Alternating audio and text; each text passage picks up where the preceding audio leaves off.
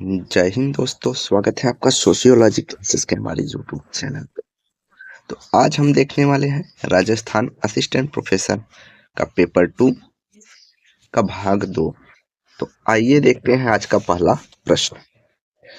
पहला प्रश्न है कि निम्नलिखित में से किसने द्वितीयक डेटा या किसे द्वितीयक डेटा या तथ्य के स्रोत के रूप में सम्मिलित नहीं किया जा सकता।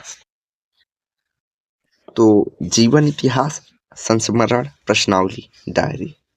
तो प्रश्नावली को हमारा अप्रत्यक्ष प्राथमिक डेटा इकट्ठा करने वाला टूल माना जाता।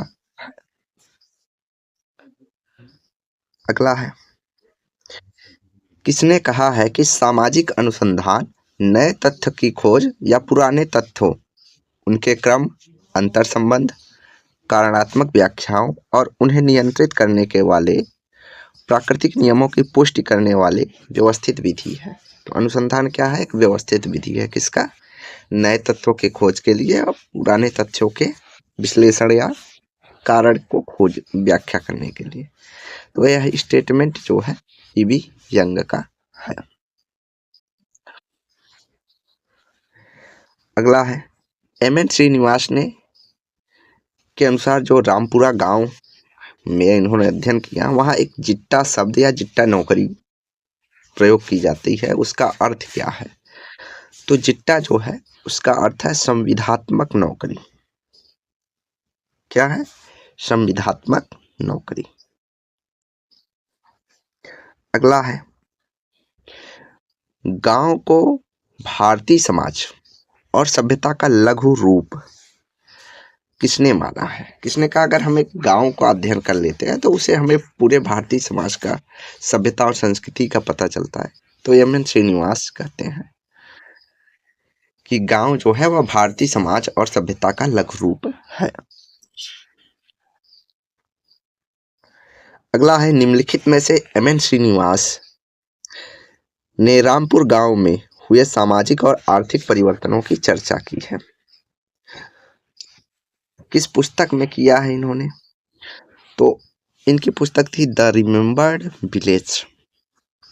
इसमें इन्होंने सामाजिक और आर्थिक परिवर्तनों की जो है चर्चा की है। और जो religion and society among the courts of south India जो इनकी पुस्तक है, इसमें इन्होंने प्रभु जाति की जो अवधारणा दी थी उसकी चर्चा की है। तो यहाँ राइट आंसर हो जाएगा द रिमेम्बर्ड विलेज।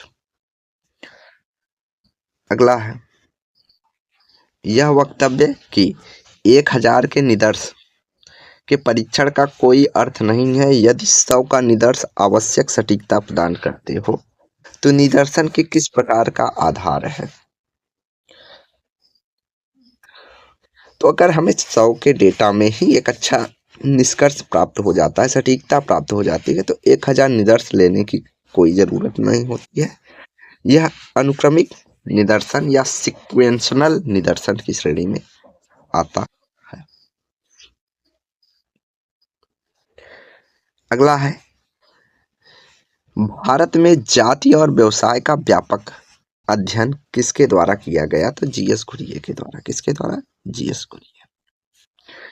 अगला है, किसने कहा कि गांव केवल वह स्थान नहीं है या नहीं था जहां लोग रहते हैं, इसका एक ऐसा स्वरूप था जिसमें भारतीय परंपरा और मूल्यों का प्रतिबिंब होता है। गांव को भारतीय परंपरा और मूल्यों के प्रतिबिंब के रूप में किसने बताया है?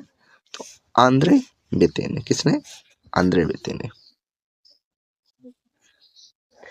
अगला है, आंद्रे बेते ने विवेचना करते हुए डेनियल थार्नर द्वारा कृषि जनसंख्या के 3 स्तरीय वर्गीकरण की चर्चा की है। निम्नलिखित में से थार्नर के द्वारा बताए गए 3 स्तरीय वर्गीकरण का भाग नहीं है।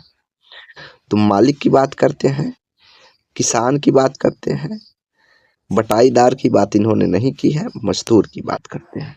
मालिक, किसान और मजदूर की बात थार्नर करते हैं। कल्टीवेटर की बात उन्होंने नहीं की है। तो यहाँ राइट आंसर हो जाएगा हमारा थर्ड। अगला, किसने कहा है कि सामाजिक लोकतंत्र जीवन का एक तरीका है जो स्वतंत्रता और बंधुत्व को जीवन के सिद्धांतों के रूप में मान्यता देते हैं। तो स्वतंत्रता, बंधुत्व, समानता की बात करते हैं कौन? बी.आर. अम्बेडकर। इन्होंने कहा सच्चा लोकतंत्र वही है जहां स्वतंत्रता, बंधुत्व और समानता हो, समता हो। अगला है एक fragmented feminism. A fragmented feminism पुस्तक के लेखक कौन है? तो ए फ्रेगमेंटेड फेमिनिज्म पुस्तक जो है वह मीरा कोसाम्बी की है। अगला है अस्सी दुबे ने भारतीय गांवों और जनजाति समाजों का अध्ययन करते हुए किस उपागम का प्रयोग किया है? अस्सी दुबे किस लिए जाने जाते हैं? तो इन्होंने संरचनात्मक प्रकारवादी उपागम के आधार पर गांव और जनजाति समाज का अध्ययन किया है। अगला है यह मत किसका है कि भारतीय ग्रामीण समुदायों के हमारे अध्ययन में यह उपयोगी हो सकता है कि संदर्भित क्लासिकल स्थानीय परंपराओं के साथ साथ क्षेत्रीय, पश्चिमी और उभरती राष्ट्रीय परंपराओं को विचार में लाया जाए। तो दुबे जी ने भारत में 6 परंपराओं, 6 फोल्ड थियरी की बात ये थी, 6 परंपराओं की। उसमें इन्होंने संदर्भी, शास्त्रीय या क्लासिकल, स्थानीय के साथ साथ क्षेत्रीय, पश्चिमी और उभरती राष्ट्रीय परंपराओं की जो है चर्चा की है दुबे जी। अगला है एम.एस. राव के अनुसार निम्नलिखित में से कौन सा कारक सामाजिक आंदोलन की उत्पत्ति से संबंधित नहीं है? एम.एस. राव। तो एम.एस. राव ने कहा कि सापेक्षिक वंचन के कारण आंदोलन हो रहा है, संरचनात्मक दबाव के कारण, पुनरुद्धार के कारण, लेकिन जातिवाद जो है सामाजिक आंदोलन से संबंधित नहीं, राव के अनुसार। तो राइट आंसर हो जाएगा जातिवाद। अगला है निम्नलिखित में से किस समाजशास्त्री ने गोदान, रंगभूमि, प्रेमचंद, मैला आंचल, तीसरी कसम, फणीश्वर रेणु, आधा गांव, राही मासूम रजा उपन्यासों को भारत में सामाजिक परिवर्तन और ग्रामीण मनोस्थिति समझने के लिए सामाजिक दस्तावेज की संज्ञा दी है? तो कहा है कि भैया हमें सामाजिक परिवर्तन या ग्रामीण की मनोस्थिति को समझना है तो गोदान पढ़िए, रंगभूमि पढ़िए, मैला आंचल पढ़िए, तीसरी कसम, आधा गांव, ये क्या है? एक सामाजिक दस्तावेज है। तो किसने? एस.सी. दुबे ने माना है। अगला है मीरा कोसाम्बी की कृति बॉम्बे इन ट्रांजिशन किसका उदाहरण है? तो मीरा कोसाम्बी की कृति बॉम्बे इन ट्रांजिशन जो है एक केस स्टडी का उदाहरण है। अगला है निम्नलिखित में से कौन सी कृति एस.सी. दुबे से संबंधित नहीं है? तो SC. Dubey traditional India structure and tradition की बात करते हैं, मॉडर्नाइजेशन ऑफ इंडियन ट्रेडिशन की बात करते हैं, social background of Indian nationalism की जो है, the study of complex culture. देखिए यहाँ पे राइट आंसर होना चाहिए the social background of Indian nationalism. तो ये किसकी पुस्तक है? ए.आर. देसाई की है, ए.आर. देसाई की। तो यहाँ जो राइट आंसर होगा वो 4 होगा, the study of complex culture. जो आरपीएससी ने आंसर दिया है वो the study of complex culture दिया है।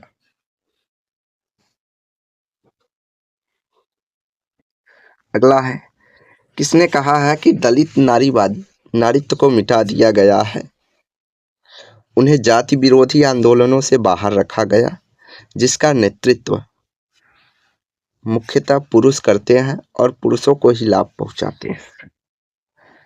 तो दलित नारीवादी इसमें से कौन है? तो दलित नारीवादी माना जाता है शर्मिला रेगे को।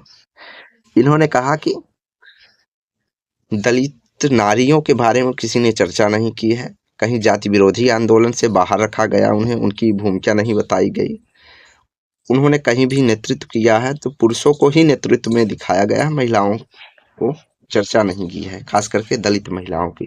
ये शर्मिला रेगे है। अगला है किसके अनुसार 1951 की जनगणना रिपोर्ट के प्रकाशन के बाद समाज वैज्ञानिकों ने शहरी अध्ययन में वास्तविक रुचि दिखाई है, जिससे भारत में शहरी जनसंख्या वृद्धि स्पष्ट रूप से सामने आई है। तो किसने कहा?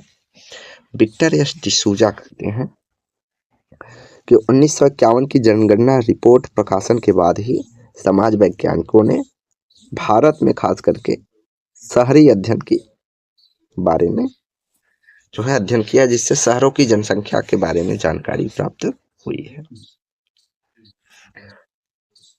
अगला है, किसने कहा कि वे जनजातियां जिन्होंने अतीत में जातिगत पहचान अपना लिया है उन्हें सामूहिक रूप से अब उसे सामूहिक रूप से त्याग रही हैं और अपने जनजातीय स्वरूप और विशिष्टता को दृढ़ता से सुदृढ़ कर रही हैं। तो एक बार उन्होंने जाति को अपनाया, फिर लेकिन अब अपने जनजाति को फिर से अपनाने चाह रही है, जनजातीय स्वरूप को। तो यह किसका कथन है? तो वर्जीनियस खाका।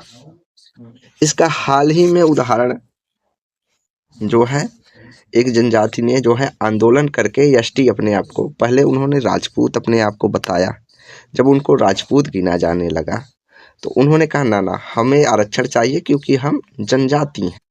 इसके लिए अभी 2-3 साल पहले आंदोलन हुआ था। तो वर्जीनियस खाका हैं जो इसकी चर्चा करते हैं। हाँ। अगला है, भारत में सब अल्टर्न परिप्रेक्ष्य के संस्थापक कौन है? तो रणजीत गुहा है। कौन है? रणजीत गुहा। इनके अलावा जो हमारे सब अल्टर्न या उपाश्रित परिप्रेक्ष्य में गिने जाते हैं उसमें डेविड हार्डीमैन और अंबेडकर का भी नाम लिया जाता है। तो यहाँ राइट आंसर होगा रणजीत गुहा। किसने कहा कि किसान अपने इतिहास का निर्माता स्वयं होता है? किसान अपने इतिहास का निर्माता स्वयं होता है, यह कथन रणजीत गुहा के द्वारा कहा गया है। अगला है, मीरा कोसांबी और जेई ब्रूस। मीरा कोसांबी और जेई ब्रूस के अनुसार 3 इंडो ब्रिटिश बंदरगाह नगर पोर्ट सिटीज कलकत्ता, बंबई और मद्रास में क्या सामान्य पैटर्न पाया गया? इन्होंने सामान्य पैटर्न बताया कि यूरोपीय गार्डन उपनगरों का निर्माण कर रही थी। मतलब कलकत्ता, बंबई, मद्रास में जो यूरोपीय कंपनियां रही उन्होंने उसको बसाया, उपनगरी, वहां से व्यापार का केंद्र बनाया उसे। यही समानता थी। और तीनों जो है समुद्र के किनारे होने के कारण व्यापार में सुलभता प्रदान करते। अगला है, वर्जीनियस खाका के अनुसार किनकी शासन अवधि में विभेदों को दर्शाने वाली तत्कालीन विद्यमान श्रेणी जैसे धर्म, क्षेत्र, भाषा, एवं जाति के साथ एक नवीन श्रेणी जनजाति को जोड़ा गया है? तो वर्जीनियस खाका ने कहा ब्रिटिश शासन ने अपने विभेदों को दर्शाने के लिए एससी, एसटी ये सब चीजों के आधार पर जो है विभेद किया है। अगला है, अपनी पुस्तक ब्लैक फेमिनिस्ट थॉट में किसने आउटसाइडर विद इन शब्द प्रस्तुत किया है? तो outsider within Patricia Hill Collins, अश्वेत नारीवादी, महिला नारीवादी है पेट्रिया हिल कॉलिंस। इन्होंने ब्लैक फेमिनिस्ट थॉट में आउटसाइडर विद इन शब्द का जो है प्रयोग किया है। अगला है, एन के बोस के अनुसार पुस्तक the structure of Hindu society में किस परिप्रेक्ष्य का उपयोग इन्होंने किया है? एन के बोस कौन थे? तो ये सभ्यतावादी परिप्रेक्ष्य या सभ्यता मूलक परिप्रेक्ष्य से जुड़े हैं। इनके अलावा सभ्यता मूलक परिप्रेक्ष्य से सुरजीत सिन्हा का नाम जो है प्रमुख रूप से जाना जाता है।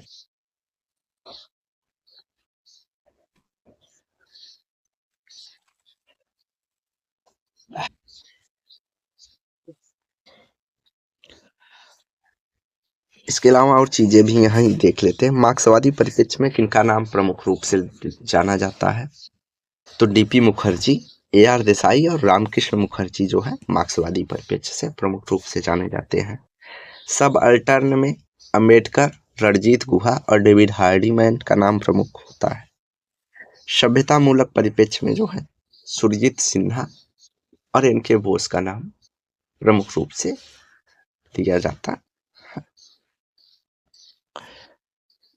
अगला है, निम्नलिखित में से किसने उल्लेख किया कि जनजातीय लोगों के उत्थान के लिए उठाए गए विभिन्न उपाय को आमतौर में 3 श्रेणियों में विभाजित किया जाता है, सुरक्षात्मक, गत्यात्मक और विकासात्मक। तो ए वर्जीनियस खाका है, जिन्होंने कहा कि भाई जनजातियों के लिए, उनको उत्थान के लिए या तो उनकी सुरक्षा करने के लिए जो है उपाय बनाया गया, या उनकी गतिशीलता के लिए या उनके डेवलपमेंट के लिए बताया गया, उसको 3 श्रेणी में विभाजित किया जा सकता है। अगला है, एंथ्रोपोलॉजिकल सर्वे ऑफ इंडिया 1985 के अनुसार द पीपुल ऑफ इंडिया पर प्रारंभ के प्रोजेक्ट के अनुसार कुछ राज्यों में उनकी कुल जनसंख्या अनुसूचित जनजातियों का अनुपात न्यूनतम है। निम्नलिखित में से कौन सा उनमें नाम नहीं है?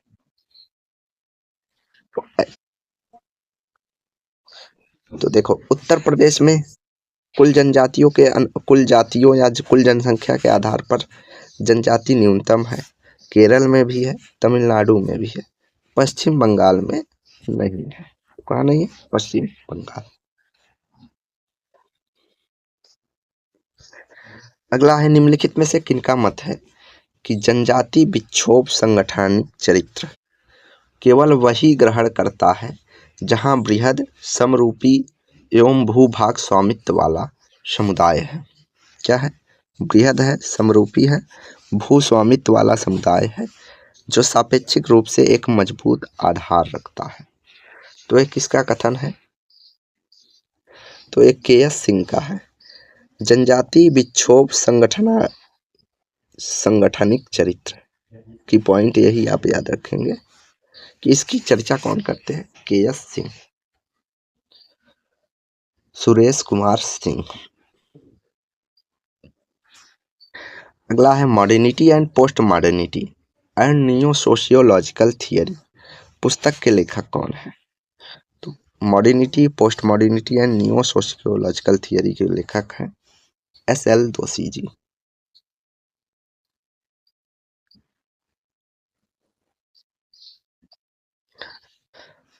अगला है, सन 1985 में एंथ्रोपोलॉजी सर्वे ऑफ इंडिया ने पीपुल ऑफ इंडिया पर एक प्रोजेक्ट प्रारंभ किया।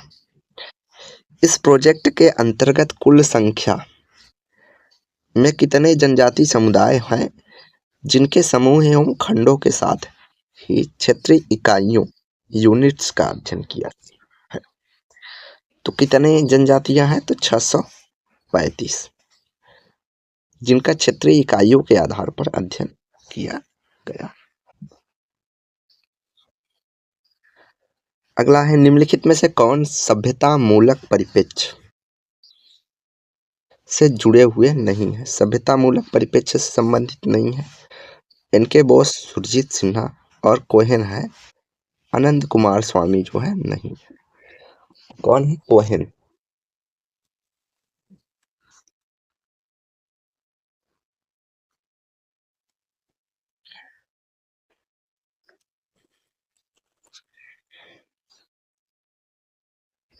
अगला है, निम्नलिखित में से किन्होंने हैदराबाद राज्य में स्थित आदिलाबाद के जनजातीय जिला में देवरा गांव की सामाजिक संरचना का अध्ययन किया है? तो देवरा गांव के सामाजिक संरचना का अध्ययन करते हैं SC दुबे। कौन? SC दुबे।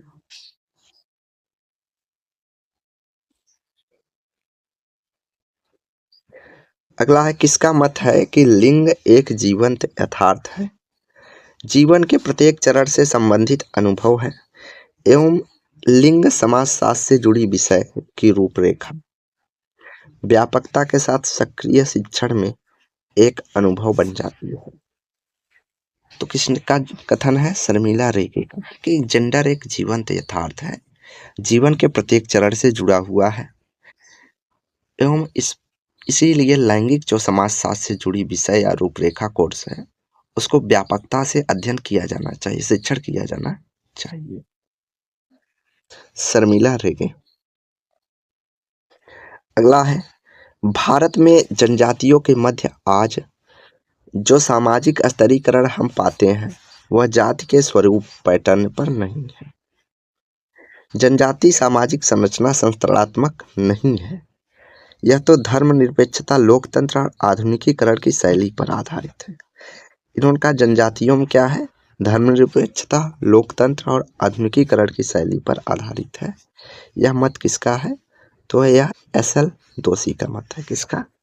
दोषी जी का मत है। अगला है, निम्नलिखित में से किसने प्रकृति मनुष्य आत्मा है, प्रकृति मनुष्य आत्मा संयोजन की अवधारणा दी है? कहा कि प्रकृति मनुष्य को करती है और मनुष्य आत्मा, ये तीनों एक दूसरे से जुड़े हुए हैं। एलपी विद्यार्थी कहते हैं। कौन? एलपी विद्यार्थी। अगला है, इरावती कर्वे ने अपनी पुस्तक इंडोलॉजी और निवंश विज्ञान उपागमों की सफलतापूर्वक प्रयोग किया है। तो इन्होंने किनशिप ऑर्गेनाइजेशन इन इंडिया नामक पुस्तक जो है लिखी है। क्या? Kinship organisation in India.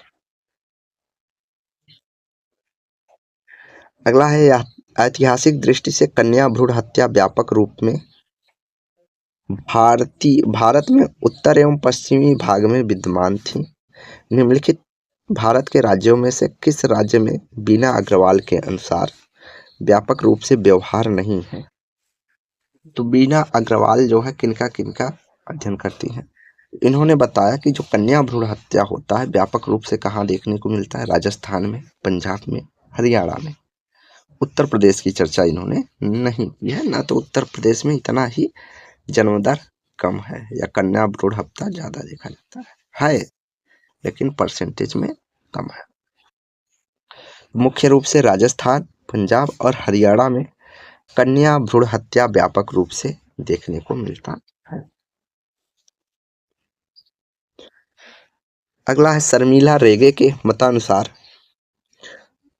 ब्राह्मणवाद की दासता से शूद्रों और महिलाओं की मुक्ति हेतु महत्वपूर्ण कार्यक्रम प्रसिद्ध सामाजिक सुधारकों में से एक ने प्रारंभ किया है। निम्नलिखित में से उन सामाजिक सुधारकों को रेखांकित कीजिए। तो कौन इसमें से ब्राह्मण विरोधी आंदोलन से जुड़ा हुआ है, खास करके महिला और शूद्रों से? तो ज्योतिबा राव फूले जो है उनके बारे में शर्मिला रेगे ने चर्चा करते हुए ये चीजें बताई हैं। इन्होंने ब्राह्मणवाद की दास्ता से शूद्र और महिलाओं की मुक्ति हेतु जो है कार्यक्रम प्रयास किए।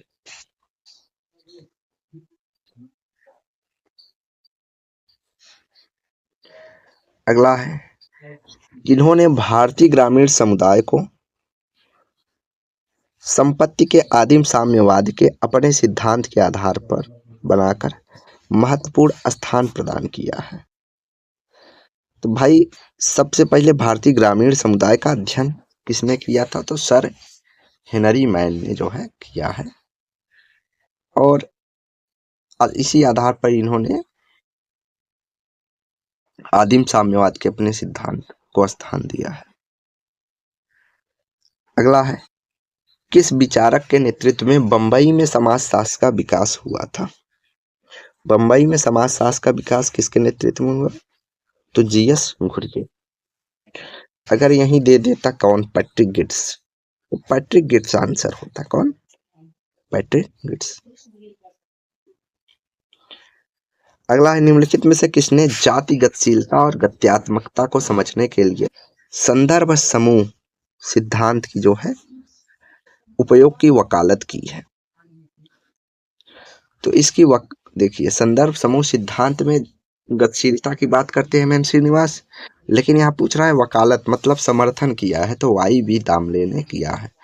और ये इसके पिछले बार वाले पेपर में भी ये क्वेश्चन जो है आया हुआ है, मतलब PYQ से ही ये क्वेश्चन रिपीट हुआ है राजस्थान में, तो वाई भी दाम ले। अगला है, किसके अनुसार जाति एवं संयुक्त परिवार हिंदू सामाजिक संगठन के दो महत्वपूर्ण स्तंभ है? तो कौन है? KM पढ़िकर है। कौन? जाति एवं संयुक्त परिवार को हिंदू सामाजिक संगठन के लिए महत्वपूर्ण स्तंभ बताया है KM पढ़िकर ने। अगला है, निम्नलिखित में से कौन सा इंडोलॉजिकल उपागम से संबद्ध नहीं है? किन्होंने इंडोलॉजिकल उपागम का प्रयोग नहीं किया है? तो घनश्याम शाह ने नहीं किया है। घुरिया करते हैं, कबाड़िया करते हैं और करवे करते हैं। अगला है, विक्टर एस डिसूजा ने किस प्रकार की संरचना पर भौतिक पर्यावरण की योजना, डिजाइन और वास्तुकला के प्रभाव को अपना ध्यान केंद्रित किया? विक्टर एस डिसूजा शहरी अध्ययन के लिए जाने जाते, तो इन्होंने शहरी सामाजिक संरचना का अध्ययन किया। अगला है, किसके मत है कि इंडोलॉजिकल स्कूल में स्वयं को रखकर हमने सर्वप्रथम यह सीखा कि भारत एक है? क्या है? भारत एक है। पारंपरिक उच्च सांस्कृतिक सभ्यता का अस्तित्व और प्रभाव बिना किसी प्रश्न के भारत की एकता की अभिव्यक्ति करता है। यह कथन किसका है? तो यह कथन जो है हमारा लुइस ड्यूमो और DF पोकाक का है। किसका? लुइस ड्यूमो और DF पोकाक ने कहा कि भाई भारतीय विधा परिप्रेक्ष्य का जब हम अध्ययन करते हैं तो सबसे पहले देखते हैं कि भारत एक है। अगला है, निम्नलिखित में से एक विषय जनजाति समुदायों के खाका कमेटी द्वारा अध्ययन नहीं किया गया है 2014। तो वर्जीनियस खाका के द्वारा किसकी चर्चा नहीं की गई है? तो उन्होंने जीवन यापन एवं रोजगार की स्थिति की बात कही है, भूमि अलगाव और विस्थापन बाध्यता मूलक प्रवसन की बात कही है कि मजबूरी में लोग अपनी जमीन को छोड़कर जनजातियां दूसरी जगह जा रही, इसकी बात करते हैं। कानूनी और संवैधानिक मुद्दे की बात करते हैं कि भाई कानूनों का उपयोग उनके लिए सही से नहीं हो पा रहा है। जनजातियों में आधुनिकीकरण की जो चर्चा है इसकी बात जो है वर्जीनियस खाका नहीं करते।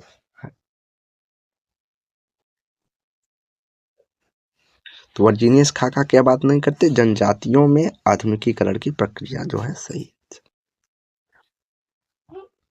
भारत में राष्ट्रवाद के उदय का अध्ययन करने के लिए AR देसाई निम्नलिखित में से कौन सा उपागम जो है प्रयोग किया? तो AR देसाई हमारे किससे जुड़े हैं? द्वंद्वात्मक उपागम से। इनके अलावा है DP मुखर्जी और रामकृष्ण मुखर्जी का नाम प्रमुख रूप से लिया जाता है। अगला है, सूची 1 को सूची 2 के साथ मैच करना है। तो सूची A, कानपुर का जो है अध्ययन किसने किया था? तो कानपुर DN मजूमदार। दिल्ली बोपे माजे बोपेगा मैज। कलकत्ता NK बोस और ग्रेटर बम्बई C राजगोपालन के द्वारा जो है अध्ययन किया गया। जेंडर एंड ग्रीन गवर्नेंस पुस्तक किसकी है? तो जेंडर एंड ग्रीन गवर्नेंस जो पुस्तक है यह बीना अग्रवाल की पुस्तक है। किसकी? बीना अग्रवाल की है। तो आज की वीडियो हम यहीं समाप्त करते हैं। वीडियो को लाइक एंड शेयर करें, चैनल को सब्सक्राइब करें। धन्यवाद।